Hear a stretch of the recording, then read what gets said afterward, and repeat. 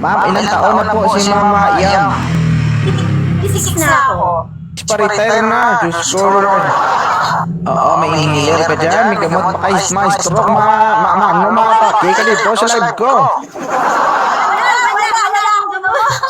Wala ang gamot. O bakit ka po nandito, Mama Yam? Ano po ang pakay mo sa live ni 2.0?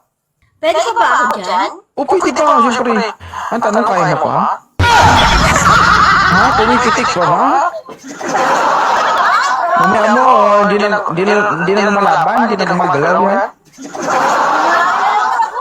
Gumag. 56 years old ka na ang tanong. May dugo pa? Ayun lang.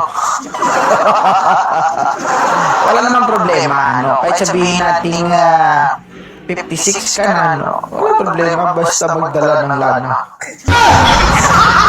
Yung pamahig ba?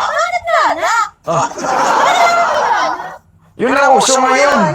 Di ba pag hindi kaya may pampadulas pa? Ayaw mo sa lana? May lana. Pamahid yun, pamahid.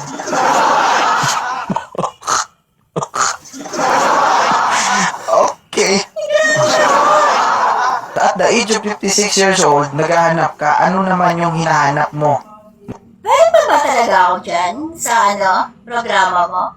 Hindi lahat dito ma'am, pwede. Bakit? Ako ba yung bubuka? Hindi naman, ikaw naman. I-try natin kung meron. Meron yan. Daddy Shark, pasok. This is your, future.